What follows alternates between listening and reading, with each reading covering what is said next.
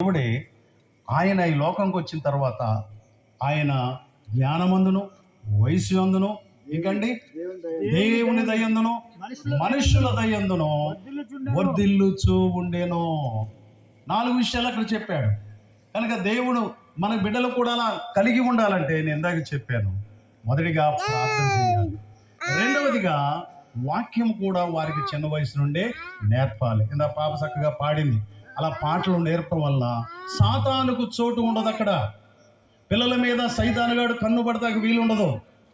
కనుక యేసు ప్రభువుకి 4 విషయాలు అక్కడ చెప్పాడు. జ్ఞానమందును వయసు యందును దేవుని దయందును మనుషుల దయందును పెరిగి పెద్దవాడై వర్ధిల్లాడు.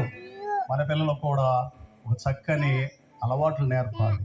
తాతగారు వచ్చారనుకో, అరే తాతగారు వస్తున్నారు, ప్రజలాడు చెప్పు, లేదా గుడ్ మార్నింగ్ చెప్పు, లేకపోతే నమస్కారాలు చెప్పు, హలో తాత హౌ ఆర్ యూ, బాగున్నావా అని ఏదో ఒక పలకరింపులు పెద్దల్ని పిల్లల చేత పలకరించేటువంటి నడవడిక తల్లిదండ్రులు నేర్పాలి.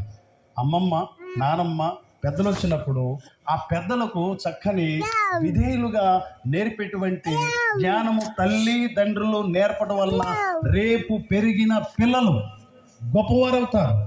అంతేగాని తాతయ్య వచ్చాడు పలకరి అమ్మమ్మ వచ్చి నువ్వు పలకరి మాకరై వెళ్ళరా అటు వెళ్ళిపోరా వాళ్ళు అంటకి మాట్లాడతారని ఈ మనస్తత్వము పెద్దలైన వారు పిల్లలకి ఆ యొక్క ఏమంటారు, అది ప్రేమ లేనటువంటి ఆ మనస్సు పిల్లలకి నేర్పకూడదు. పిల్లల్ని చక్కగా విధేయులుగా పెద్దలకు